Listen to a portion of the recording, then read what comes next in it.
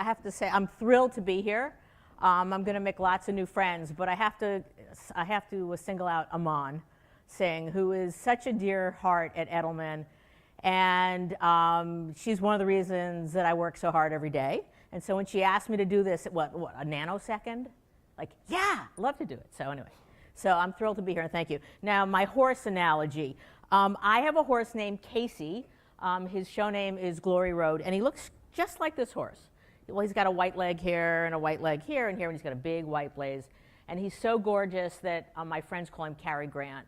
And we rode to National Horse Jumping Champion in 2006. It's only about this high, but you have to be really, really good at it. And I'm little, but I happen to be really good at horse jumping. But on a personal note, my very nice horse, Casey, got really sick a month ago. And as you know, horses can get colic, and so they had to open up his tummy and fix his intestines and sew him back up, but he's fine now. So this is for Casey. Thank you for reminding me, and we're going to put him right here. There you go. Okay, super. We're looking for a clicker yet, some point. Okay, well, we're going to get one yet? All right, so just a couple things about, we're going to give you the slides, so you don't have to take lots and lots of notes, okay? And at the end of the slides, I have a gift for you. I've got 12 links of really, really good information, plus 3 really cool ideas from some little teeny tiny NGOs that I adore. So one's kind of bigger, one's UNICEF. So, you know, explore that. They're large. Anyway, so you'll have that. You won't get the videos because I could never transfer this to you. The file would be too large and it would all end up in your spam filters. But all the videos, I believe, except for maybe a couple, you can get online. Thank you. Oh, no problem. Okay, cool. All right. And I'm gonna save, okay, if you have a burning question when I'm going through this, you can raise your hand and we'll try and deal with it. But I'm going to save about 15 minutes at the end. We can do questions. It's a great size group. I am here for you.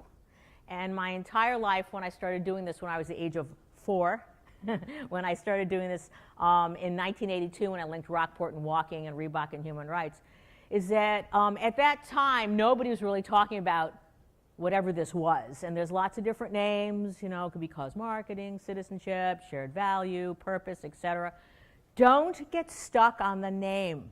What's really important, whomever you are talking to, is ask them what are their business objectives? What are they trying to accomplish? Because I've had CEOs come up to me, I want that, you know, thing. I want that social responsibility. I want that. You need to really understand, because the major trend that's happening, it's not a trend. The cool news is this is here to stay. This is how businesses have to do business. And the best part for all of you is that employees are at the center. For the years I've been doing this work, it was like, okay, we're going to come up with a big program, and then we're going to tell the employees. That's not it anymore. And I kept saying, employees at the center, employees at the center. It's culture. And they are your brand. Well, guess what? With social media, the world has changed, and every single employee is a brand ambassador. So it's up to every single one of you to take some nuggets from what I'm sharing to you today and from others and bring it back to your organizations. And some people talk about me that I'm a dog with a sock. I never give up. And even though I'm only 5 feet tall, I don't give up because this is so important. So that's the beginning of this, and let's get started, if this works. Okay. Uh-oh. No, go back. Sorry. Okay. Now, I love to bring some of our clients into the room as well as people that I have huge admiration for. And when I was the Cone of Cone, I would look at the Dove campaign for Real Beauty and go, oh my God, that is so amazing that Unilever is doing that. Well, now that I'm at Edelman and I celebrate my 5th anniversary in a week, wow, man, that's gone really fast, that I get to work on Unilever. And at Edelman, we work on many of the brands to develop their purpose strategy. So I love to bring Paul Pullman wherever I can. He's a gracious, incredibly courageous gentleman. And I love this quote because he says, this is a great time for brands which can provide a beacon of trust for consumers. These days, CEOs don't just get judged by how well their share price is doing, but by what impact they are having on society. Now, okay, I'm going to ask you questions, and I want to see how smart you guys are. Regarding financial relations at Unilever, what don't they do? Anybody know? Oh, David, come on. David Hessekiel, okay, from the Cause Marketing Forum, who I've known forever. We grew up together. That was a very good answer. Yes, they do not give quarterly guidance. And what Paul Pullman says, that's really gutsy. He says, if you don't like my stock, don't buy it. Unilever's doing exceptionally well because he looks to the future of the 9 billion people that will be on our planet from 2050. And he says, you know what? Some are going to be employees, but a lot of them are going to be citizen consumers. And I want to give them something more than just a bar of soap. And we will talk about Unilever at the end of my cases. A little louder. Louder. Thank you so much for joining us. Thanks for the introduction. Of course. Now, look, I'm not going to be constrained by the four walls of the spreadsheet campus tonight. I want to talk about doing good and making money and how maybe the real secret of Starbucks' success is how you treat people different from many other companies. I'm glad you asked me that because, the bottom line is just a goal. But the question is, how do you get there? I think for us, going back to the late 80s, before we were a public company, when we were dreaming about a national brand, we set the foundation and we created a business model that was not better than anyone else, but it was different. And that was asking the question, how do you create balance between profitability and a social conscience? We began with health care for every single employee, way before the law, right? As well as equity in the form of stock options for every employee who works over 20 hours a week. Which is part-time. Part-time. Correct. And as a result of that, the essence of Starbucks' success and the equity of the brand was really built inside out, not consumer-facing first, but from the culture, the values, and the guiding principles. And we said this, we said, we can't exceed the expectations of our customers unless us as leaders and managers exceed the expectations of our people. We cannot exceed the expectations of our customers unless, he says it another way, unless we advocate for those at the center of our brand. Now, I know everyone in the room is going, okay, there's been a lot of exposure for Starbucks lately about Race Together. Howard Schultz is so courageous. He says something about, and I will show you about the College Achievement Plan in a moment, but regarding the race conversation, I think he is just so amazingly smart. And sometimes companies don't execute absolutely perfectly, but what did they get done? They got us talking about it. And here's what they say at Starbucks. We don't have all the solutions and the answers, but for us, doing nothing makes us part of the problem. So let's put the Race Together thing to the moment. We can do it in the Q&A or such. I think he's brilliant, and he's one of the other CEOs that at Edelman, we've represented Starbucks for 40 years. I don't work on the business. I love the kind of things that he does. And if anybody knows the impetus for Howard Schultz, he grew up in Brooklyn, incredibly poor. And because of the things that he had to do as a child and learned about, that's why Starbucks has the policies and programs that it does. And we'll talk about that in a moment. Okay. I always like to bring in Edelman Research, and I'll talk a little bit about it, but McKinsey, they're pretty smart guys, around the globe. And so McKinsey now is following CSR. They have a CSR practice. And I love this quote. Companies that succeed in building a profitable relationship with the external world define themselves by what they contribute, generating value for shareholders, but also value for society and as well as their stakeholders. It's a great quote.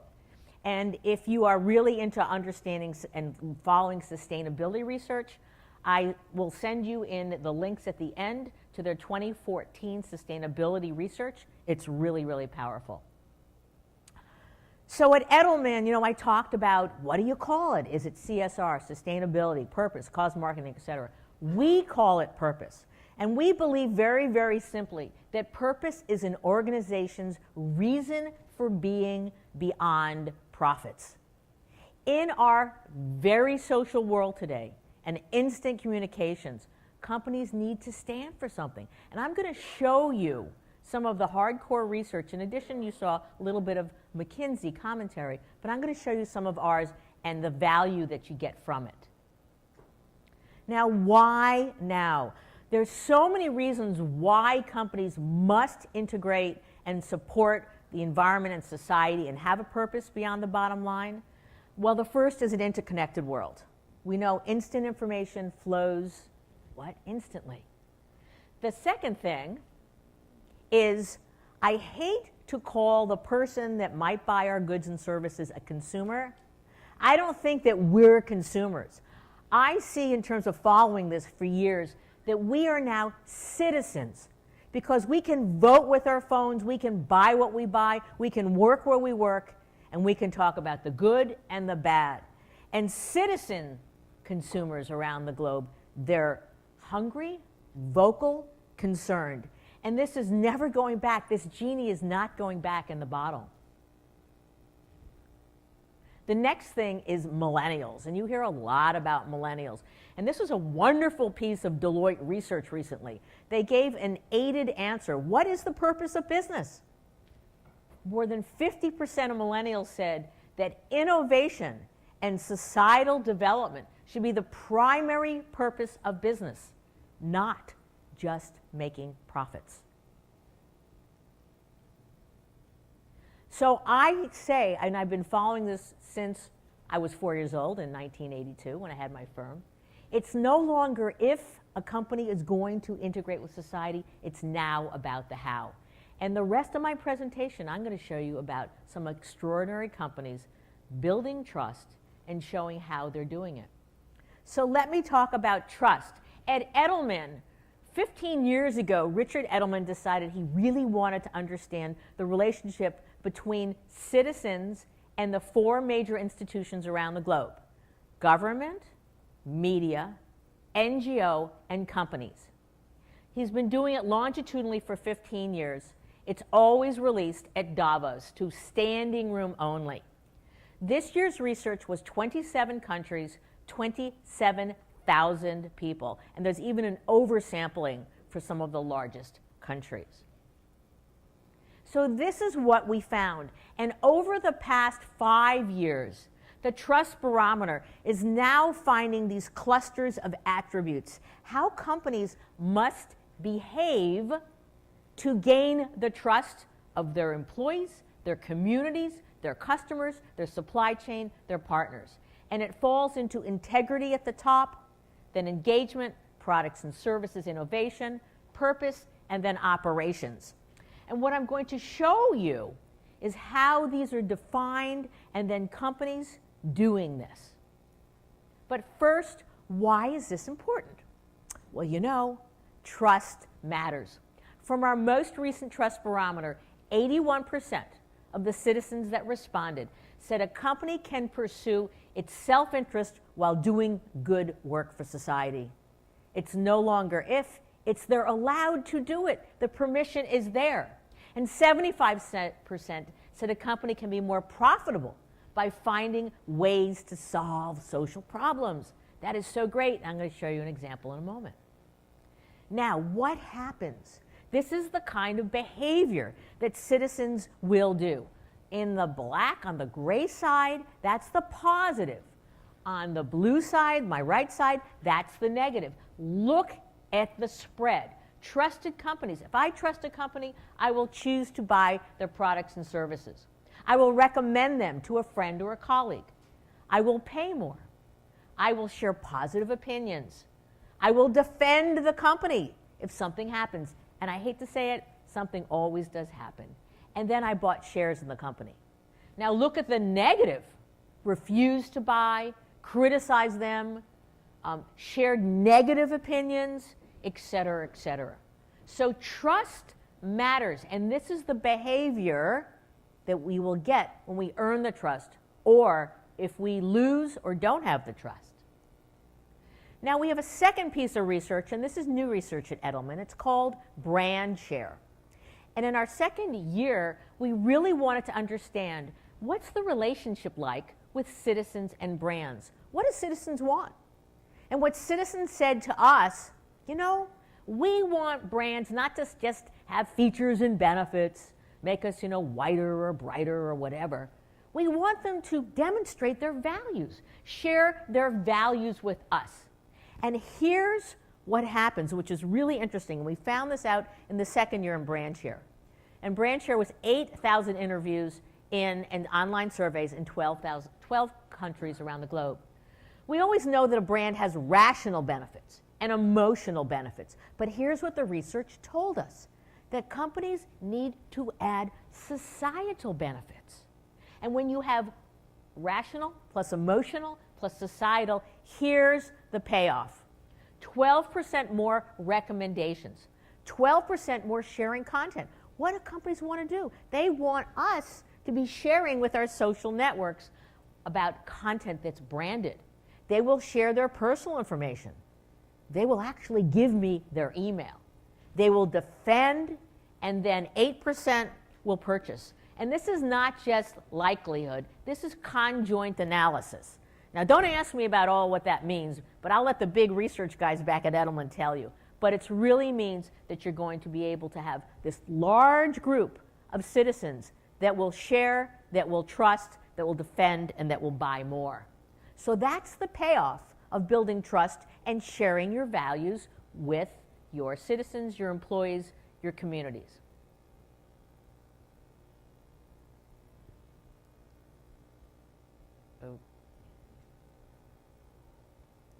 Can we advance the slide, please?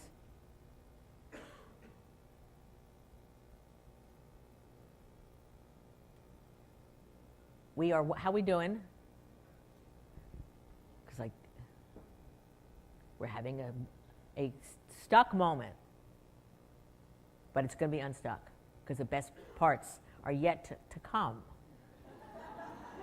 I'm not as good as you, Chris, but Chris, you were really funny. Okay, how are we doing in the back? Because there's nothing that should freeze on it. Okay. We're scurrying around. Yes? Tell me what's going on in the back, guys. Okay, let's try. There we go. Yay, okay. So, in building trust, and that's why you don't have to write these down because you're going to get them. But the first part is integrity, and it means a company has ethical business practices, it's transparent. Engagement, it listens to customers' needs. It also treats employees well. Products and services, innovation. Purpose, really having a purpose that's engaged. And then finally, operations. So I'm going to show you examples for all of these. The first one is Chipotle. Food with integrity. I love the mission of Chipotle. Food with integrity is our commitment to finding the best ingredients, yum, raised with respect for the animals, yes, and the environment and the farmers. So now this is a test, and David Hessekiel, you're not allowed to answer this. Okay, what just happened in the last few months with Chipotle? They stopped serving their pork. Their delicious carnitas, they stopped serving in 1/3 of their stores. And that was because their supply chain was compromised from one of their pork suppliers. Well, the street went, oh my God, they're going to lose all this money. But their CEO said he was steadfast. He got blogs, he got tweets, he got letters, he got calls from his customers who said, we believe in you, that's the right thing to do. And their business is as strong as ever. Okay, I'm going to ask another question. Courage. CVS. CVS did what? They put their customers ahead of profits. And how much money did they forego? You guys don't know? $2 billion. When they took those, can you imagine being at those board meetings? Oh my God, you want to do what? Oh my God. And that's not just the cigarette sales and the other tobacco products, but when someone comes in to buy those, there's also the tangential sales. Well, in all transparency, we did the announcement for CVS, or one of our clients, and they had billions of impressions really talking about first their intention, then when they did it. But everybody said, what's going to happen? The reason they did this is because Larry Merlo said, you know what? The world is changing. We're not really in the business of cigarettes or small things. We are in the business of health. And they even changed their name to CVS Health. They said, how can we sell cigarettes if we're in the healthcare business? Well, here's what happened in their fourth quarter. While the front of the store sales were down, the back of the store sales were up over 16%. It averaged out to a 9.7% increase in revenues. And that's because they're moving. Isn't that great? Yeah, okay, we'll take a, well, clap. That's incredible. CVS Health. Health is everything.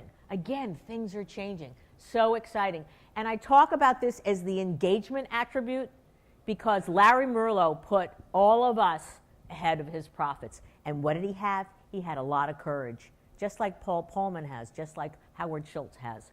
Courage is incredibly important today to mix a business with society. Now let's look at the third attribute, products and services. One of my favorite clients is Levi's. Levi's has always been socially responsible, but they really want to apply their social responsibility to their products. And so how many of you are familiar with their waterless jeans? A few of you. It takes 42 liters of water to make a pair of jeans. And Levi said, we can't really deal with that. We've got to be innovative. And it wasn't easy, but I want to show you a little bit of their journey with their waterless product. How would you approach manufacturing today if you knew all the challenges around us in the world? It takes 42 liters of water on average to finish every pair of jeans. So we ask ourselves the question, what if we took the water out, what would happen? Levi's Waterless is a platform to look at manufacturing in a different way. And it's really looking at design as one continuous circle to ensure that we reduce the impact on the environment. The beauty of denim is the ability for it to wear in without necessarily washing it or treating it beforehand. We used to put water in the stone washing machines to enable a specific result aesthetically. And we removed that particular element and washed the jeans with dry stones, and we found that the result was very similar. The last piece is using ozone machines, which is an interesting piece because ozone is a natural component in the air. It transforms water almost like it were bleach. We're able to reduce water consumption severely, sometimes as much as just using a quarter cup. It's really going back to craftsmanship in how we manufacture our jeans. We've already saved over 170 million liters of water, and this is just the beginning.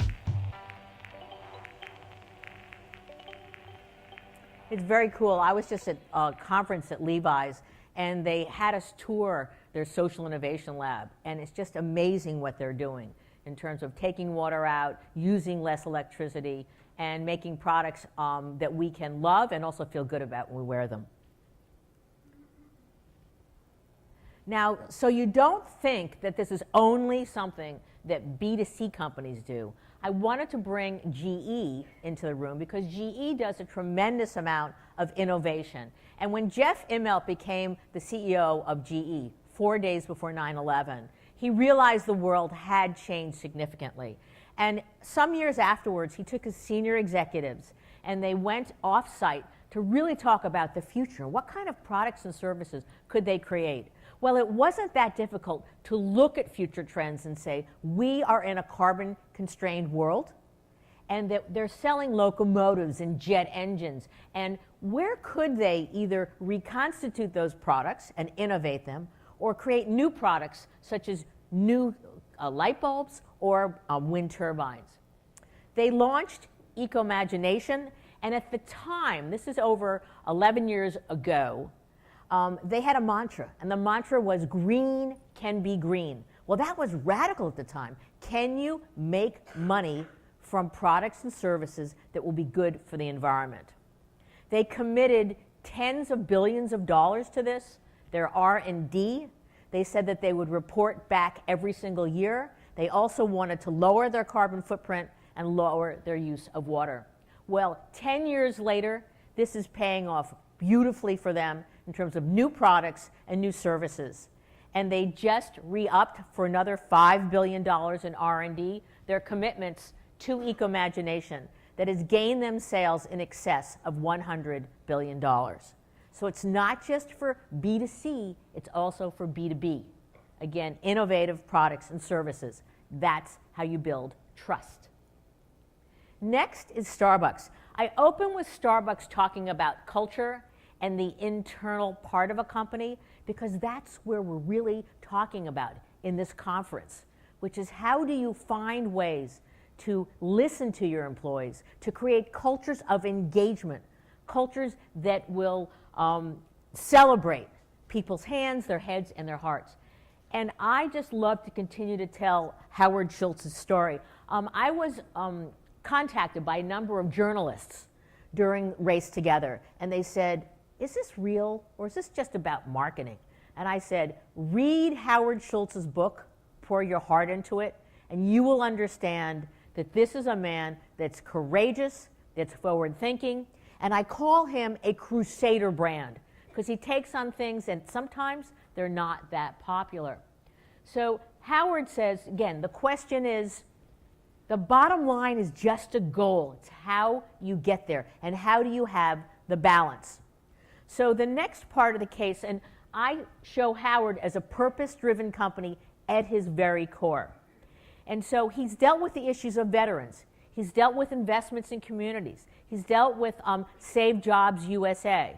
But the next big innovation, and you saw him talk about giving money, not money, but health care to his part-time baristas. He also has something called Beanstock, which is giving stock in Starbucks to his baristas or his partners. But the next thing was college, because Howard Schultz knew that his partners, that a job at Starbucks is only maybe for a year or part-time. It's on the road to a future. And he understands that how do you have a future, especially in this country? You've got to go to college. So let's take a look.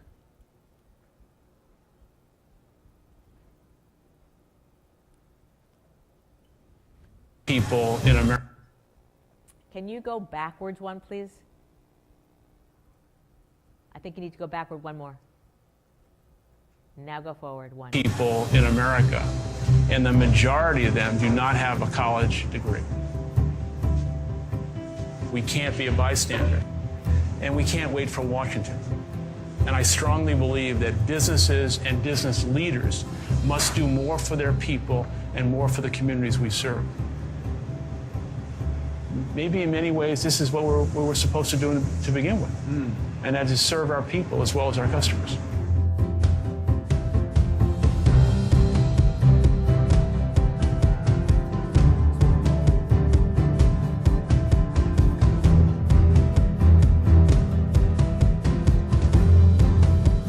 The College Achievement Plan was a model built on the notion of empowerment across the entire cross-section of society. Starbucks and ASU are two of the organizations that are coming together to create a new way to gain access to college degrees without financial barriers. I'll basically be able to go back to school and they're going to help a lot. So I'll be able to go back to school and finish my degree.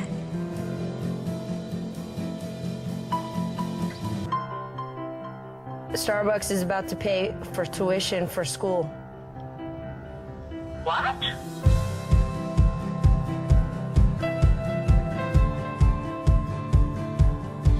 You're so cute. Don't cry, it's a good thing. Oh my goodness. All the changes that have gone on, especially these past 5 years. Congratulations, Michael. Congratulations, mi hijo mío. You have my heart.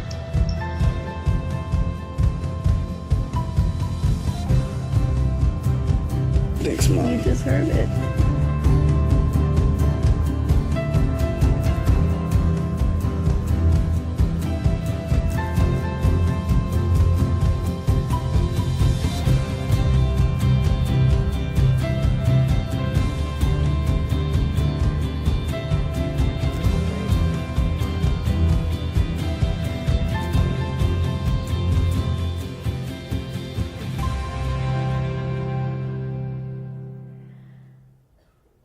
gosh, when I watch that, I mean, I almost tear up. I mean, think about the changes in people's lives that this will do. And imagine, I'm sure somebody at Starbucks said, we want to send our partners to college, tuition free. They don't have to pay it back. And, you know, they looked for years and years in a way to do it. And now that there's online education and ASU is very forward thinking, and they got together on that. So that's just, to me, that's extraordinary. That's a company, again, with their healthcare, their Beanstalk, they're helping local communities, their college achievement plan, and even talking about race. This is a company that's courageous and that has purpose at its core. And they're also trying to solve that really pesky problem about the cup. You know, one of the hardest things is that cup, recycling a cup. One of the other things that Starbucks does is they hold cup summits. And they bring in McDonald's and competitors, because to have something that can handle something that's hot but also be disposable is incredibly hard to engineer. It's really, they're such a great company. So okay, now I'm going to come back to Paul Pullman, who's again one of my favorite CEOs. And I put them under operations, but I put everything that this company does. They do integrity, they do engagement, they do innovative products and services and purpose at the core. But I want to show you how they are structured, because focus is really, really important for a company to be able to say to its 10,000, 50,000, 100,000, or 100 employees around the globe, this is what we stand for. If business is to gain the trust of society, it must start to tackle the big issues. So, go back. Okay. So, the Unilever Sustainable Living Plan. How many of you have looked at this and know it? Okay. Well, not many. So, here's your homework assignment. Go onto their website and look at this. This is their declared public and internal statement of how they're going to take society and the environment and their employees and have them at the center of that business. There are 3 major buckets: improving health and well-being, and they put a stake in the ground. We're going to reach over 1 billion people to improve their health and well-being around the globe. We're going to reduce our environmental impact. They're going to double their growth and have their environmental impact. And they're also going to enhance livelihoods. And then underneath it, they break it into other areas that they will focus on, because at Unilever, the KPIs of employees, part of them are how they roll up into what we call the USLP, the Unilever Sustainable Living Plan. And think about this company. It's far-flung all over. It's $65 billion in revenues. And so having a declared roadmap gives clarity to the employees, to their partners, to their communities and such. And I'm going to show you some of how they bring their purpose to life. Now, the first one, who has not heard of the Campaign for Real Beauty? Yay. Okay, I think we have consensus in the room. This is over 11 years old. I am proud to say that Edelman came up with the idea, and they came up with the idea because they did a huge piece of research, and they found out that only 4% of women around the globe felt beautiful. And so some really smart person asked the question, what might we do? What might we do to create this campaign for real beauty? And you saw this amazing, amazing creative, wrinkled, wonderful, big billboards on Times Square, TV spots, purchase media, online media. And there's the creative, and then underneath it, there's a lot of substance. So what I want to show you is one of the great pieces of creative, Dove Sketches, which was one of the most viewed. It's over 300 million views on YouTube. And then I want to show you the depth. So let's first look at Dove Sketches. I'm a forensic artist. Worked for the San Jose Police Department from 1995 to 2011. I showed up to a place I'd never been, and there was a guy with a drafting board. We couldn't see them, they couldn't see us. Tell me about your hair I didn't know what he was doing, but then I could tell after several questions that he was drawing me. Tell me about your chin. It kind of protrudes a little bit, especially when I smile. Your jaw. My mom told me I had a big jaw. What would be your most prominent feature? Kind of have a fat, rounder face. The older I've gotten, the more freckles I've gotten. I would say I have a pretty big forehead. Once I get a sketch, I say thank you very much, and then they leave. I don't see them. All I had been told before the sketch was to get friendly with this other woman, Chloe.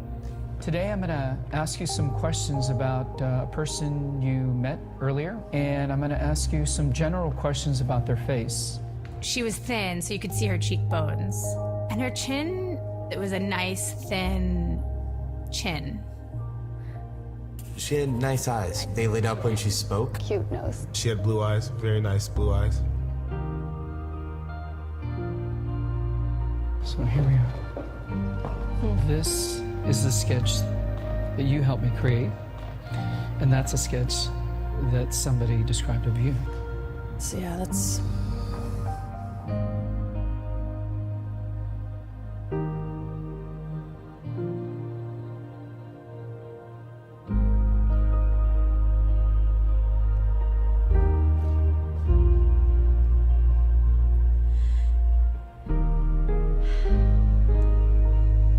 She looks closed off and fatter, sadder too.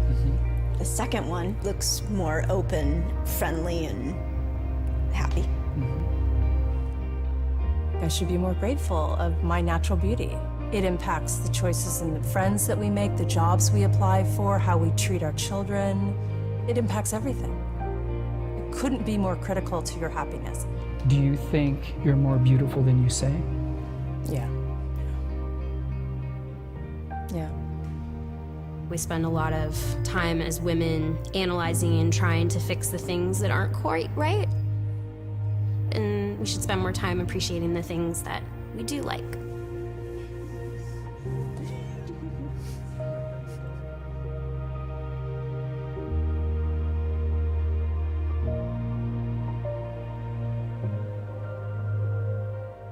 You are, to the women in the room, you are more beautiful than you think. What's amazing when a company brings in society or the environment from the outside in is, and it's true and it's authentic and it's long-term and it's focused and employees are deeply part of it, that you then get amazing creative out of it. And this creative ran on the internet. It was not purchased TV, it ran on the internet, but everybody passed it along. Incredibly, incredibly powerful.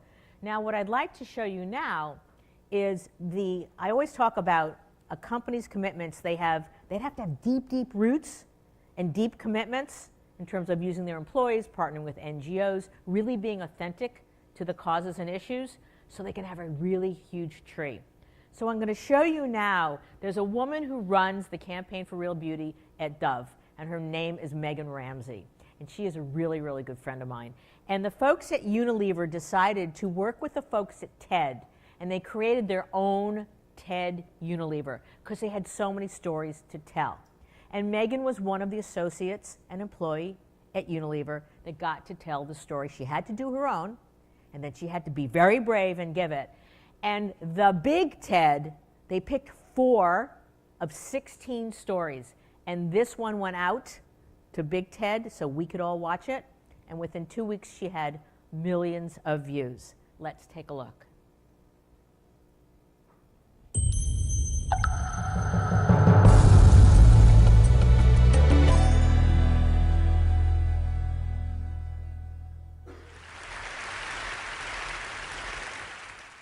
This is my niece, Stella. She's just turned 1 and started to walk. And she's walking in that really cool way that 1-year-olds do, kind of teetering, my body's moving too fast for my legs kind of way. It is absolutely gorgeous. And one of her favorite things to do at the moment is to stare at herself in the mirror. She absolutely loves her reflection. She giggles and squeals and gives herself these big, wet kisses. It is beautiful. Apparently all of her friends do this, and my mum tells me that I used to do this, and it got me thinking, when did I stop doing this? When is it suddenly not okay to love the way that we look? Because apparently we don't.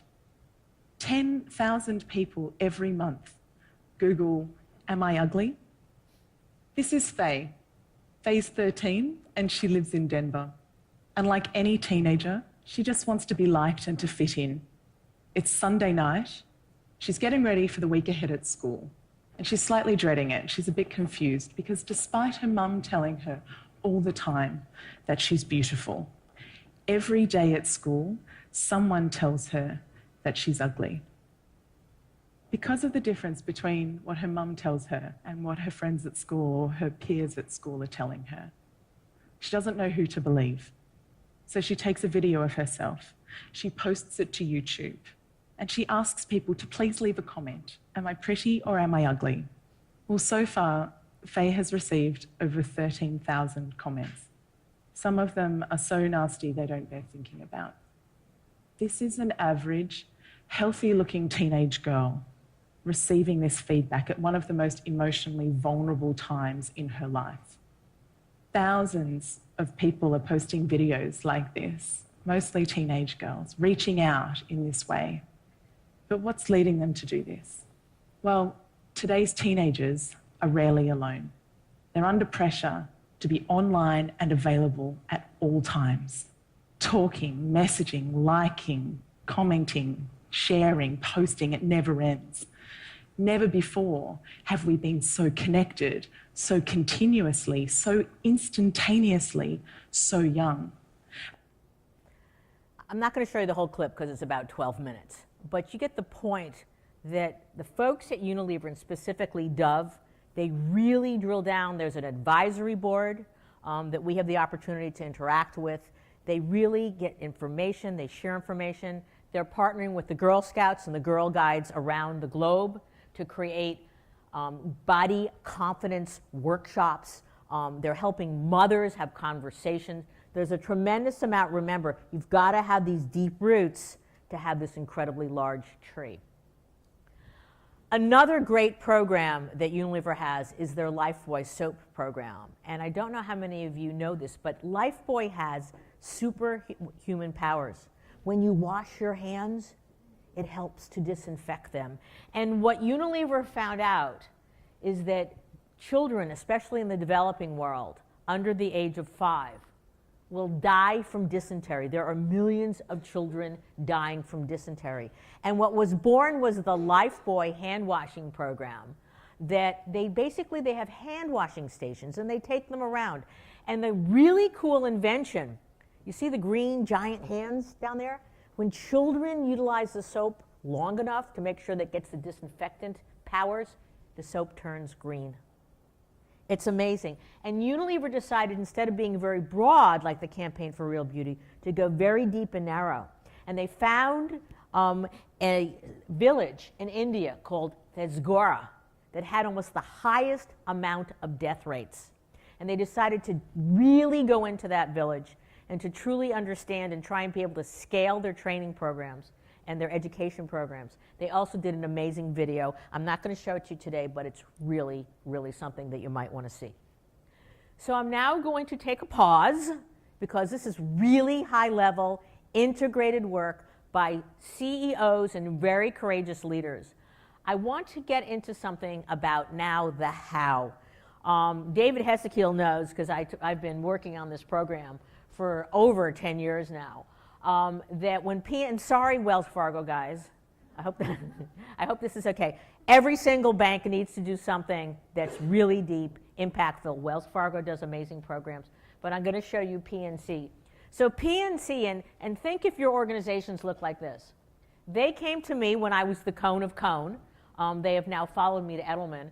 And this is what PNC had, $10 million of commitments. They had a stadium, they had a flower show, they had sports, they had employee engagement. They were doing all sorts of things. And their CEO, Jim Rohr, said, You know what? He turned to his top senior executives and he said, what would happen if we focused our efforts? And so one of the really smart things he did, besides hiring us and me, because I got to work with him, was they asked their employees. They put out a survey to employees, because at the time PNC had about 20,000 employees, and there was a lot of retail banking in those days. You know, the one-to-one, you saw a real person there. And they said, what should we focus on? And the vast majority came back and said, children. So then we took that information, and Jim Rohr said, you know, why don't we do literacy? Why don't we read to children? And we went, okay, well, we did a little bit of a competitive overview, and we found out a lot of banks are doing that.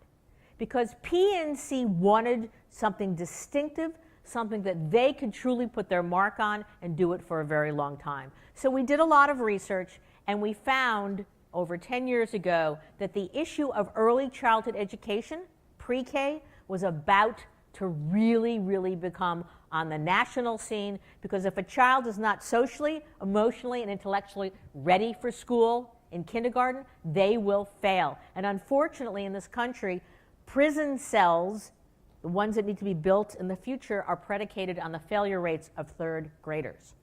So there was a real opportunity here. So what we did is that we did a lot of research. We did primary research, secondary research, asked the employees, did a lot of reading, did a competitive scan, and we found this issue of early childhood. But you can't just say you're going to take on an issue.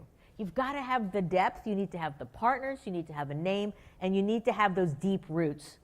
And so we went, did a lot of research, found the partners. The National Head Start Association wasn't that difficult. They provided the services. PNC truly wanted to help underserved especially. But then they also partnered with Sesame Workshop. And when we said to PNC, and this is the whole thing about courage, when you have a great idea and you're working with your cross-functional senior teams and you say, you should partner with X, and they go, no. You know, PNC gave us 5 no's, and I said, look, just go to New York, have lunch with Sesame. Well, that was about 10 years ago, and now they have 7 programs they have done, and it's a relationship that has just grown and tremendous trust over time, and it's created this amazing program called PNC Grow Up Great.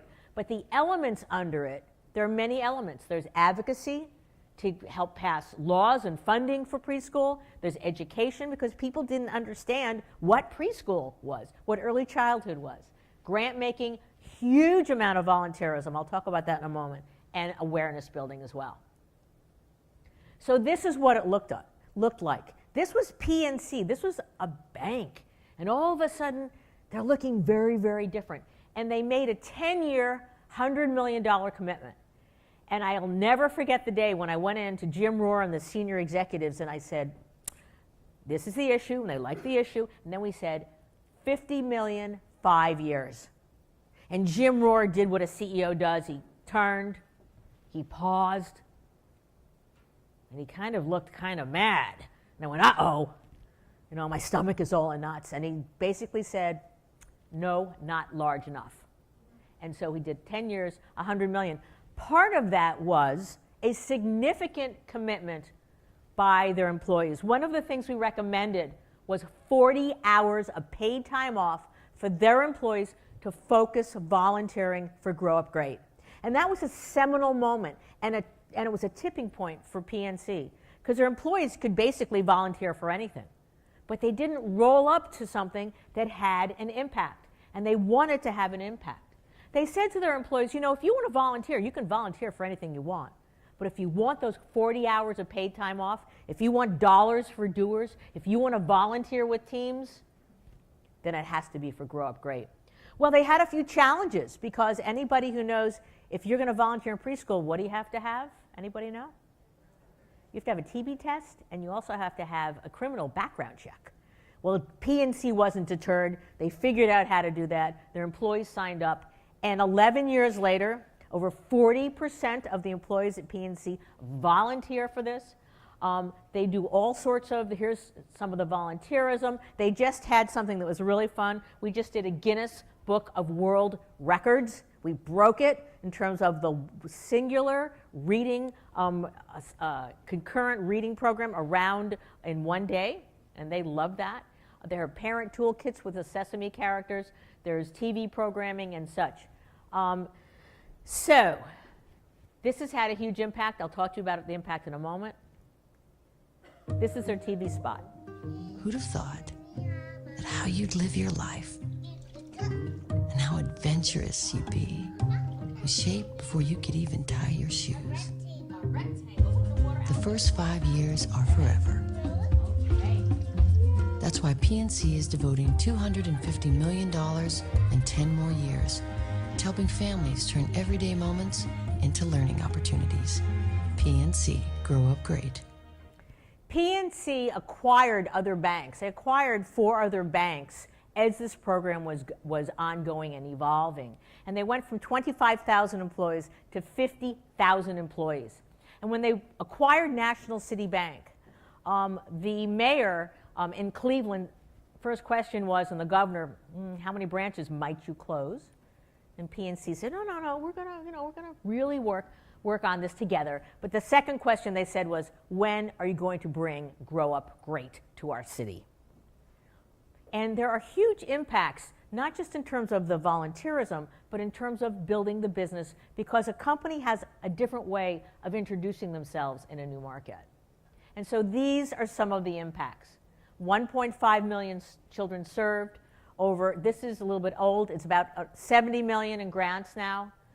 The employees, there is an annual survey, and they have a 9 times greater loyalty and commitment to PNC.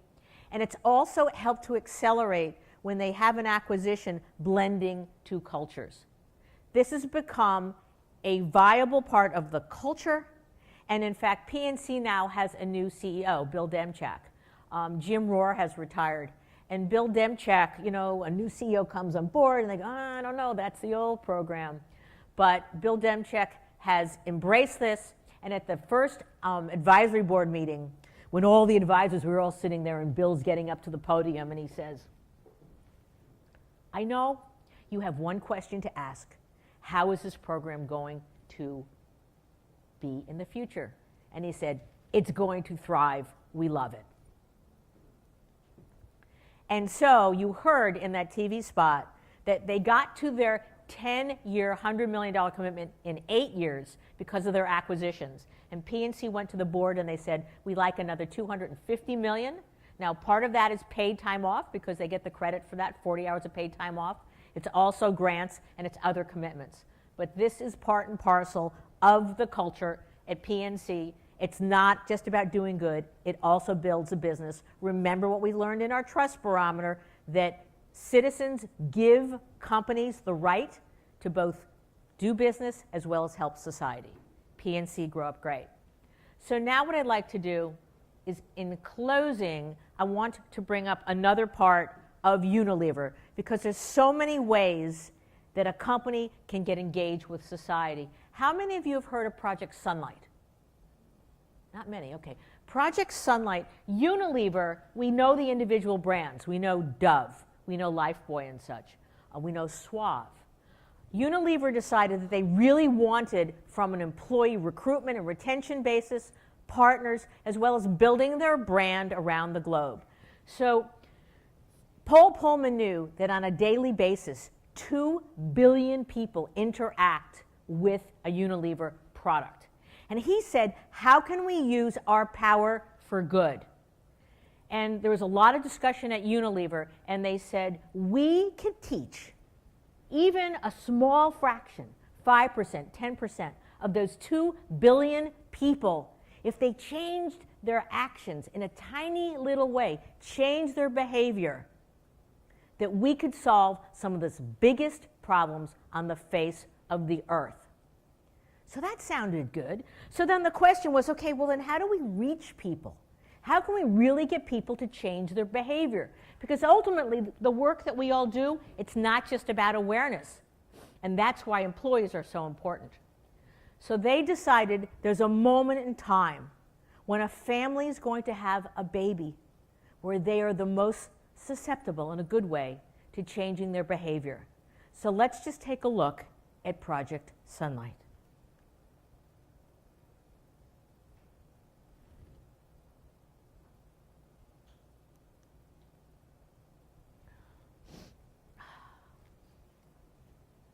Can we get some help on the back? Or I'm going to do it. Oh.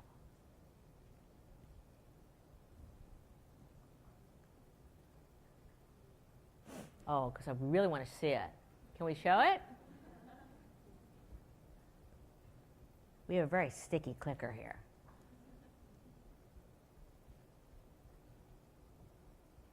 Why don't you go back one and then maybe go forward again? 1 second. Okay, 1 second. I may need a joke.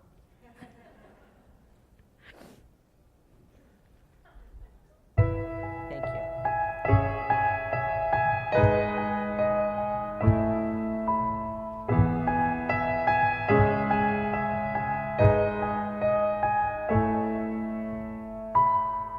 We are scared. We are scared seeing the present. We are scared for the future. You realize that you're someone else's protector.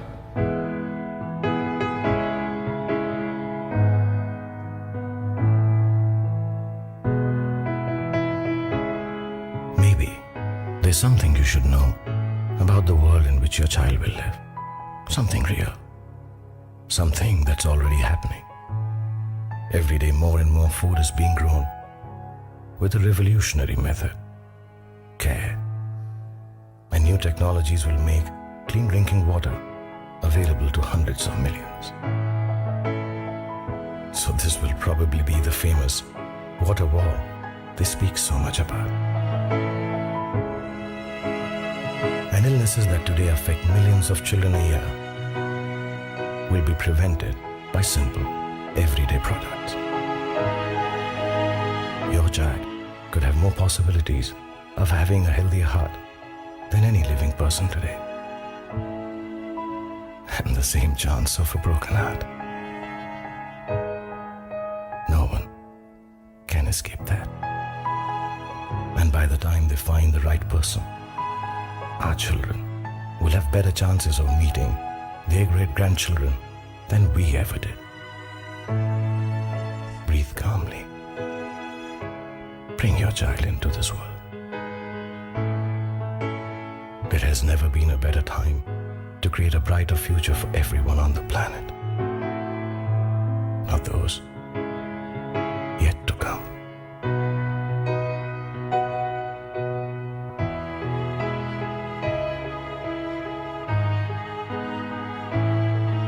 Where I come from, you don't get to see clean water like that. The world needs more good guys, and I like to think our baby will be one of the good guys. But we have to change for them first. We might not see it, We but won't see maybe it, our but great-grandchildren great-grandchildren will see or it. great-great-grandchildren. We're the characters in this story. How the story pans out is based on how we behave in this story. So, yeah, it's up to us to make a change, absolutely.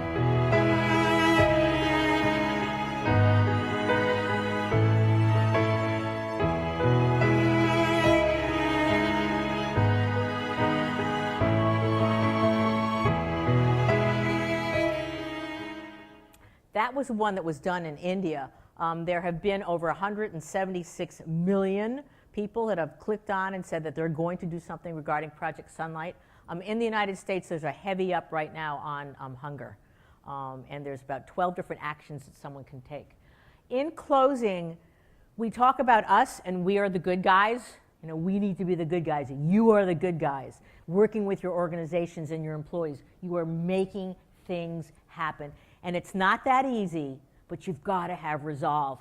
But there's also the next generation, and there's a really brief little video I want to close with that Unilever created because it's the next generation. Look at the power that they have and the resolve. As long as I get it.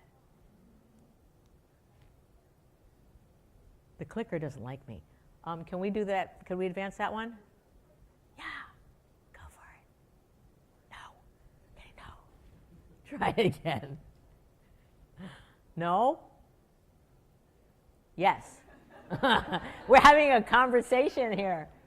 Okay, oh, there you go. I have a dream. I regard myself as a soldier of peace.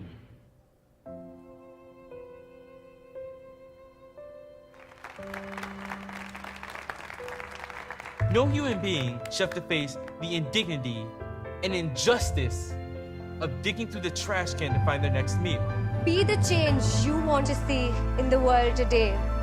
The enemy is hunger, not the hungry. Tantangan terbesar kita adalah sifat apatis. We waste tons and tons of food on a daily basis. Take that choice that you have.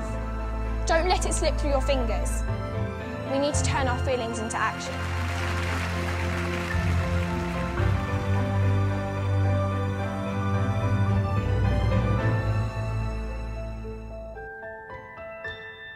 I love to end with the next generation. Young people today, digital natives. I wish I was young like that. I think I'm young at heart. When I see that kind of work, it just keeps me going. And so in closing, I just want to say that trust is something that we all need for each other, for our relationships with our employees, with our companies. And companies need to demonstrate their integrity, their engagement, putting customers ahead of profits, treating their employees well, innovating products and services. Some very special companies have purpose at their core, and then they need to operationalize it in a way. I think that certainly Unilever, they're not the gold standard, they're the platinum standard. They're the kind of the out of this world standard. But it will take all of you working together and working with employees to keep this up. Because when I started, I was 6 feet tall. When I started this, in 1982. I'm now 5 feet tall, with a couple more inches with my heels. And we need all of us working together to truly, truly build our brands, build our companies, and making the world a better place. Thank you very much.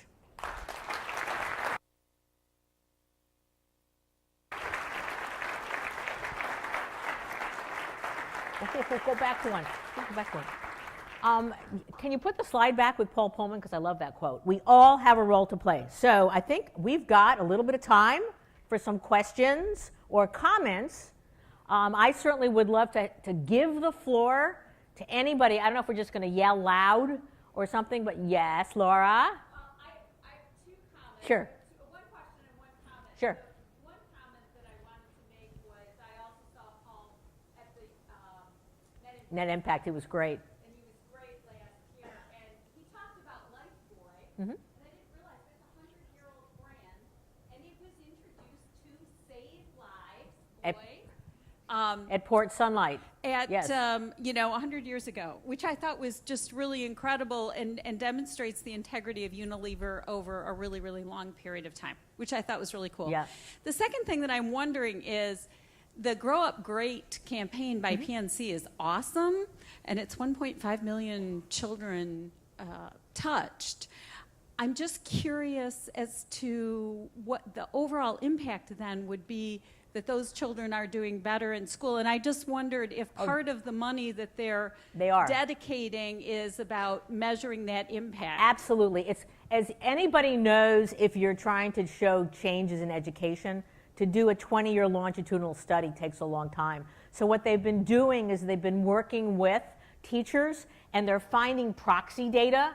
I'm sure that, I don't know if Jason's here yet, but Jason's has got Mission Measurement, has some really, really great ways of finding proxy data. And they're finding that teachers who teach science and math and they feel more comfortable with a 3- and 4-year-old get better outcomes. And so they're absolutely, and I think that's a best practice, I don't think, it's a best practice when companies will put money aside in their grant making for their partners to truly show that they're making a difference. Absolutely. It's a great question. Thank you.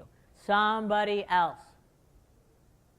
Yes, over there. Tell me your name and where you're from. Hi, I'm Ronnie Goldberg, and I'm from Tauk. We're a luxury tour operator. And my question is, the examples that you've shown are all amazing, great CEOs and presidents that have bought in. They agree. They've drunk the Kool-Aid. We don't have to sell them. What advice can you give some of us or all of us that are trying to break through, that are trying to get the C-suite to acknowledge that you can have a purpose and still be profitable? Sure. It's not easy. You need to be relentless about it. The best thing to do is to find a senior level champion. So it may not be the CEO, could be a CFO, go figure, a CMO, a CCO. It could be somebody if there's a chief human resources officer that's very high. You need to find that champion who will be able to, in a very quiet, calm, intimate environment, start talking with the CEO. That's one way. The second thing is, I don't know, CECP is a great organization. They have their board of boards. To be a member, you have to have your CEO join. And their board of boards, they had 50 CEOs in a closed environment really talking about that. So that helps. I think McKinsey data helps a lot. But the most, powerful thing is employee data.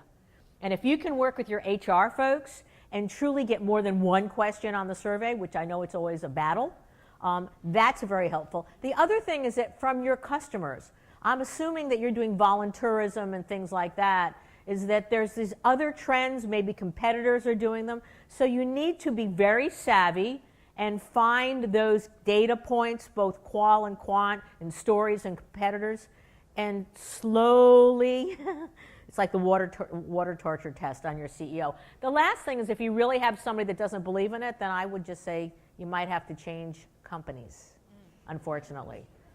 Because I think the bottom of the pyramid, you're not, the bottom of like the bell curve, you're not going to change them. But I think that in terms of millennials and Unilever is so proud. Paul Pullman says that they are the #3 most sought after employer on LinkedIn. And he says that in every single speech that he gives. Yes, somebody else. Or a comment. What do you guys think of all this? I mean, is this helpful? I hope. Yes. Question. Have you seen Tell me who you are. Scott Jackson, Global Impact. Okay. Have you seen companies, in addition to volunteerism, begin to give their employees a chance to give to that focused area of impact? Sure, absolutely. There's an interesting thing, and I would love to ask you this question, because certainly the trend, especially with millennials, is to give employees choice. Like, here is money, and that you can donate it where you want to do it. And there's a tremendous amount of great technologies here that are supporting volunteerism and giving and making it very much about me. But I also believe that companies do both. I think you need to give the choice, and you also need to have a focus, because if it's going to impact your employer brand as well as your recruitment, retention, your acquisitions and such, I believe you need to do both. But I am only me. I would love to hear from others in the room. What's your point of view on this issue? Is it all going the way of we're just going to give the employee the choice? Or is it going to be both? Or is it going to be focused? What do you guys think? Somebody, come on. Yes. Yes. Steve Delton with America's Charities.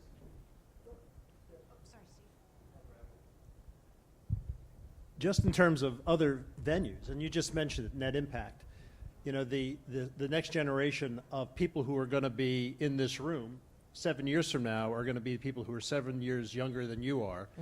And what I've seen is at that conference, the Net Impact, I'm on the advisory board of Net Impact, you've now seen the power of that group and what they're teaching at that conference and through their networks. And if you're not familiar with Net Impact, it's the network of MBA students and MBA alumni interested in careers and social responsibility. That's where I think this is going to percolate from, because they will be the next CEOs. Right. And so some of this is I don't want to say a sit and wait, but it's a sit and wait a little bit, but it's going to happen. It'll happen with organically, just from that next generation. And thank you, because I'm on the board of Net Impact. So it's a great organization, and I would say anybody, you should go to their conference. Next year it's going to be in Seattle in November. It's a great conference. Okay, somebody else. I think we had a couple more, and then comments. I want to hear comments. You guys are so wise. I want to learn from you.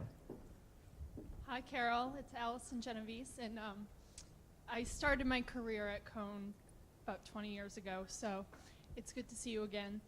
To your point about employees, I think that there's a fine balance where employees want to feel as though they have choice, particularly when you're matching their own personal dollars, but yet employees also want to feel a part of something larger than themselves.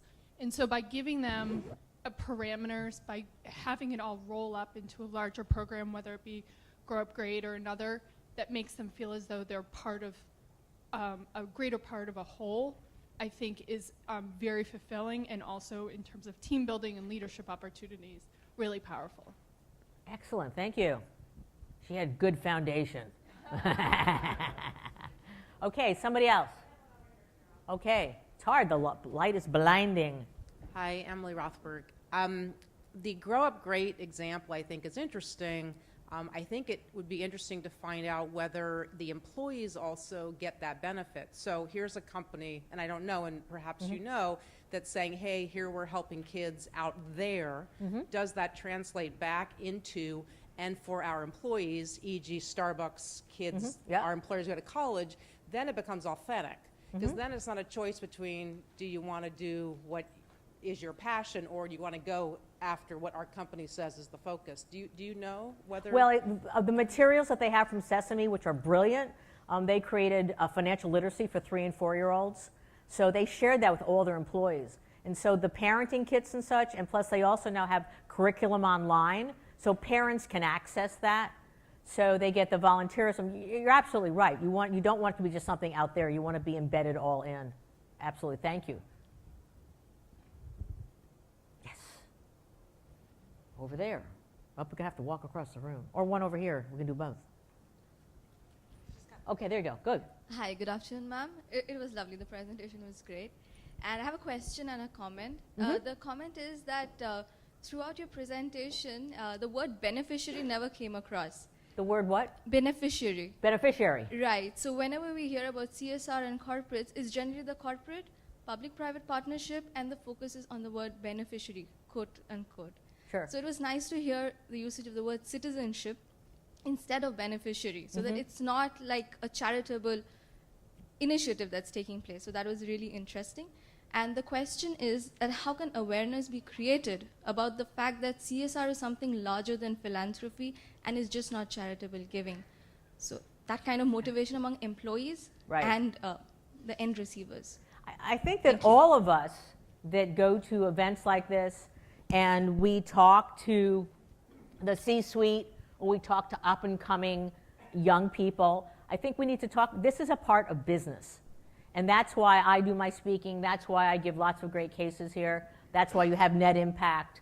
And you've got, the Shared Value Initiative from FSG, which is just tremendous. You've got what David's doing. David's organization has evolved substantially over the years because David's are really, really wise in this whole space. The great news, here's the bad news.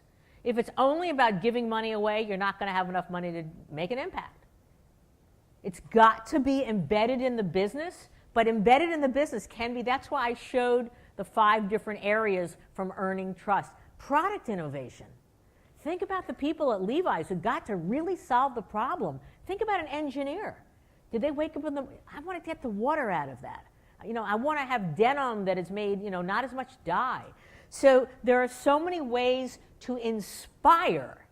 And innovation, social innovation, is just business innovation, is so inspiring to organizations that are coming to work, or if you're, let's just say, we did a lot of work with Microsoft and on their Youth Spark program. And it used to be they would do many disparate things, but now they're really trying to close the opportunity gap. And they're bringing in new partners and new innovations, and it's adding a greater reason for being. And so that's where it's all going. That's why I keep doing this work. The wind is at our back. The challenge is you may have a CEO or a C-suite that's saying, where's the bottom line? But there's enough data now, our trust barometer and such, or other people's information, that it's proving the point. And millennials and the next generation Z, those young kids, Generation Z, they live and breathe society. They do not separate it. So that's really, really good news. Okay, one in the back.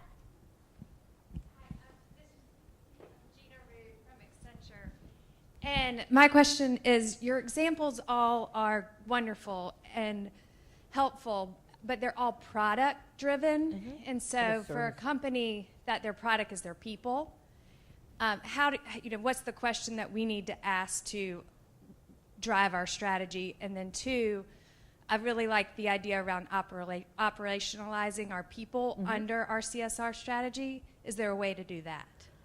Sure. Well, certainly I would turn around and say, what's Accenture doing? Because you're in the services business. So what's your major focus program? I know you've got some really good work. So I would say technology would be the easiest. Sure. Companies that are more professional services, such as an Edelman or others, what they do is they break down the capabilities of their employee base, and then they apply it usually they might have a focus area. It might be education. It might be in healthcare. It might be, I know that IBM in their Smarter Planet, they are about creating a smarter planet. And so they take their top employees and they send them to countries to work on Smarter Planet solutions. And so there's skilled volunteerism, I'm sure you're going to hear about, and unskilled volunteerism, right? And you need to do both. You have this brain power of your employees that some of them just want to paint a fence. Or, they want to clean the yard or build. I love Kaboom. And, I've supported Daryl and I've built my own Kaboom playground. But some employees really want to use their brain power. And that's amazing with PNC Grow Up Great. They have employees that are going in and they're helping with computer systems and they're helping with, in a daycare center. And so I think it's finding those capabilities and finding something the employees want to do and then really having a program that celebrates it, that puts it into their KPIs, and that also some of it might be team volunteering as well. And we can talk offline if you want. Okay, I would love that. Thank you. Yes. One more. Okay, well, here's our host and MC. One more. Okay. Right there, this young lady. Oh, no, go ahead. Well, I'll go with it since you called me young lady. I'm Samantha Lasky with AT&T. One of my questions is, where do these CSR departments sit within the company? Where did they start and where are they now? Because there's a lot of great marketing going on here. Right. They're in all sorts of places. A lot of them are reporting to public affairs because what companies are recognizing is that the issues that they have to deal with, not just governmental issues, but societal issues, supply chain issues and such, that public affairs is one place where they might sit, but there is no one perfect place in a company. What's most important is that I always like to see a cross-functional senior level team that is bringing all the capabilities, the products, the divisional presidents, the HR, the advertising, the marketing, PR, employee, it could be facilities, having your senior people they might be like quarterly meeting, but they're bringing their resources to the party. It's not just about dollars at all. It's about lots of resources, lots of relationships, supply chain partners. I mean, Microsoft, I think, has 17,000, if I'm right, resellers. And we said, well, why don't you use the resellers and utilize them to participate in what you're doing? So there's incredible amount. It's very strategic and it's very thoughtful. You just need to bring, and then you also need to measure and report back. And you also need to start with what are the business objectives, what is the wind at our face, and how might we use this thing called whatever, CSR, citizenship, purpose, to apply to bring society inside the company and to take our company and our employees, especially at the center. Employees are at the center of every single great company. That's why I started with Howard Schultz and culture. That's where he said about if we don't advocate for them, how will they advocate for us? So hopefully that helps. Thank you very much. I'm going to hang around for a while and have a great conference.